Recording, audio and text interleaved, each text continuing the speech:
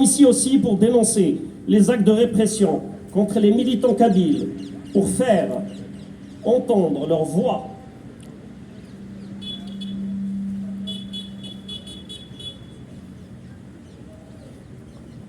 Sophia.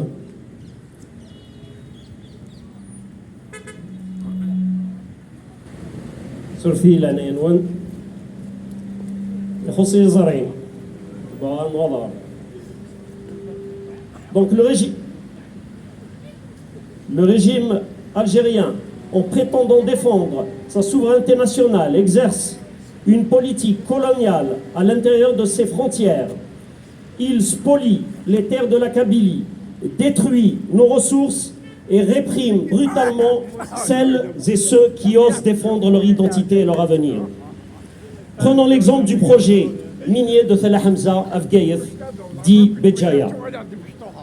Souvent, sous couvert de développement économique, ce projet n'est autre que la manifestation de la volonté systématique du pouvoir algérien d'effacement de notre patrimoine naturel, culturel et spirituel. En polluant nos terres et nos eaux, en poussant nos populations à l'exode, allant jusqu'à exhumer nos cimetières, l'État algérien ne fait que perpétuer sa volonté de dépossession et d'assimilation forcée de la Kabylie. Ce projet ne vise pas seulement l'exploitation des ressources du peuple autochtone kabyle, mais il vise à transformer la Kabylie en une terre sans âme, vidée de ses habitants et de son histoire. C'est un acte délibéré d'écocide et de destruction culturelle planifiée contre le peuple kabyle. La Kabylie, avec sa culture, son histoire, sa langue et son identité, est vue comme une menace par ce régime colonial. Ils détruisent nos terres pour nous chasser, pour nous exiler. À ceux qui hésitent encore à dénoncer la mine de Tell Hamza, est un véritable écocide qui se prépare. En détruisant notre environnement, ils détruisent nos moyens de subsistance, notre culture, notre identité jusqu'à notre histoire.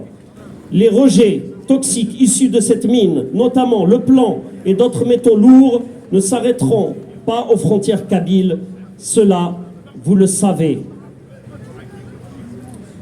En se déversant à la mer, ils pollueront tout le bassin méditerranéen et finiront, soyons certains, dans les assiettes des citoyens européens, des Français et autres Européens qui ignorent encore que leurs poissons, leurs coquillages pourraient bientôt être porteurs de poison colonial.